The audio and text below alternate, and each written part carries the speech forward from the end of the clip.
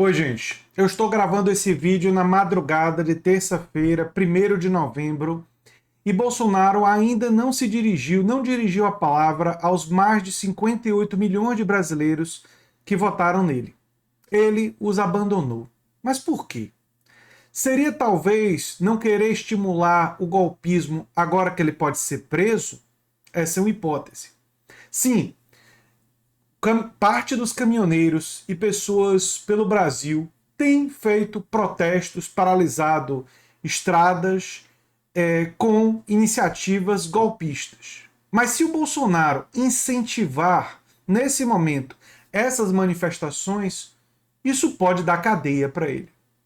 Porque a partir de 1º de janeiro de 2023, Bolsonaro não terá o foro privilegiado, aquilo que lhe garantiu proteção contra os processos relativos à CPI da pandemia, relativos a funcionários fantasmas, entre muitos outros. Portanto, pode ser apenas covardia, medo de ser preso, que está impedindo o golpismo dele nesse momento. E está impedindo ele de vir falar e incentivar o golpismo que ele quer incentivar, mas que pode custar a ele a sua liberdade. E por isso ele não está fazendo. Vale a pena refletir que Bolsonaro, nesse momento, não fez o mínimo que se espera de uma liderança. E isso diz muito sobre ele. 58 milhões de pessoas votaram nele. E ele não foi a público agradecer esses votos. Porque para isso seria necessário ter generosidade, ter sentimento de gratidão. Não são coisas que se expressem normalmente no Bolsonaro. Não é?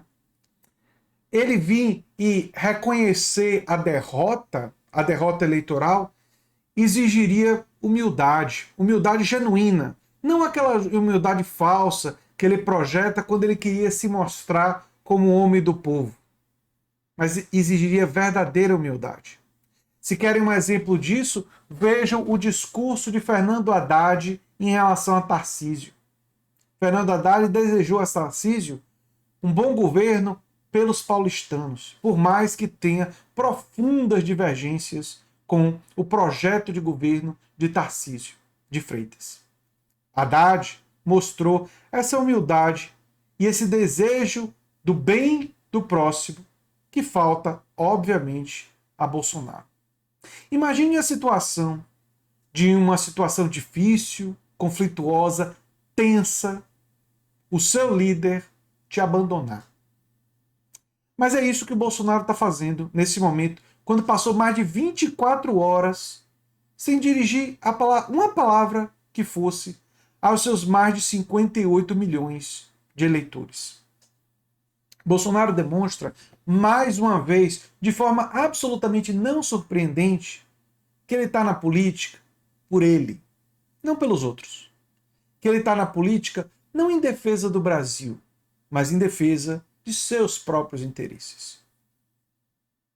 Bolsonaro demonstra que é capaz de descartar qualquer antigo aliado, e foi isso que ele fez com vários deles. Vale a pena lembrar Bebiano, Zambelli, recentemente, o Roberto Jefferson e muitos, muitos outros.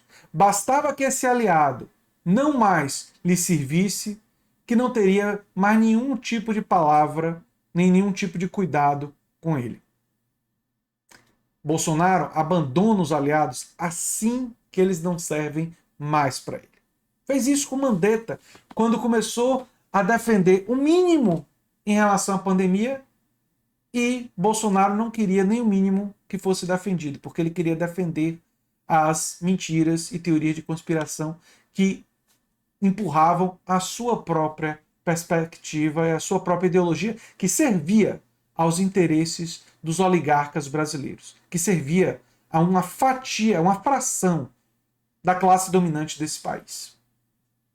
E era isso, e ouvir esses era mais importante do que ter qualquer tipo de lealdade à pessoa que ele indicou para ministro da Saúde durante um momento de crise. Crise terrível que o Brasil viveu.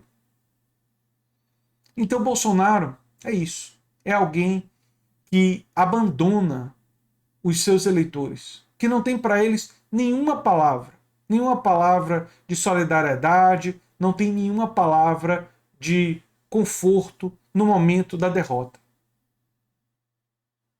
Muitos de nós, comemorando, provavelmente alguns quiseram caçoar dos bolsonaristas chorando, né? Quiseram, enfim, ir à forra, como se diz, não é?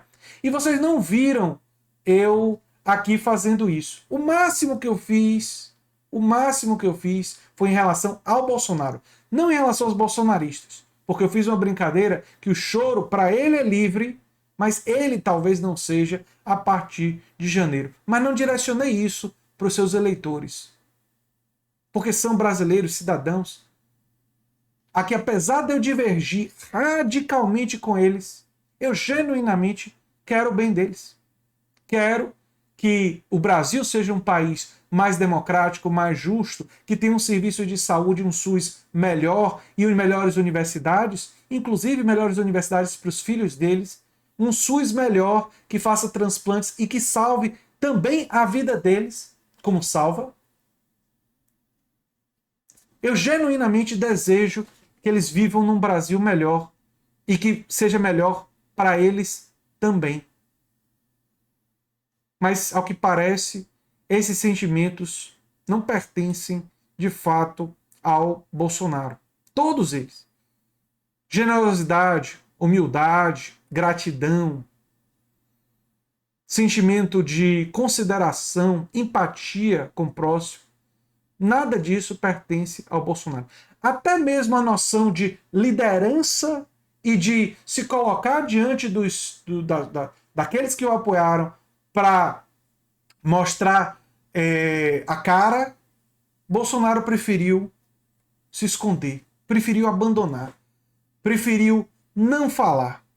Talvez porque, e aí é a minha hipótese, que eu coloquei no início desse vídeo, talvez porque o que ele gostaria de dizer, ele foi orientado a não dizer, porque isso poderia levar ele à cadeia. E aí, mais uma vez, ele pensou primeiro nele do que em seus apoiadores. Porque ele pensou, se agora disser o que penso, posso ser penalizado. Porque estaria incentivando, né? Ele estaria incentivando atitudes golpistas. E as instituições brasileiras vêm mostrando que incentivos como esse podem sim ser processados. E por isso, nesse momento, ele poderia, depois de 1º de janeiro, acabar sendo preso por isso. E foi orientado a não falar. Colocando assim seus próprios interesses, sua própria preocupação acima. Se ele falar nos próximos dias incentivando o golpismo, uma coisa que pode vir a acontecer, vai ser não porque ele ganhou coragem, mas porque ele calculou, junto com seus aliados, que provavelmente não será punido. E que o medo que ele tinha antes não era justificado. Mas aqueles outros sentimentos que eu falei, expressei, fica absolutamente claro que ele nunca os possuiu. E esse episódio dele não ter vindo falar depois da eleição apenas mais uma vez reafirmou aquilo que nós já sabíamos. Era o que eu tinha para falar sobre esse abandono que Bolsonaro fez dos seus eleitores. Eu sou André Teixeira Jacobina, o canal é a Nova Máquina do Tempo, e se você gosta do que a gente faz, se inscreve, dá um like, compartilha. Quem sabe se torna membro ou apoiador do canal. Quem sabe faz um dos nossos cursos. Um abração e até o próximo vídeo. Tchau, tchau.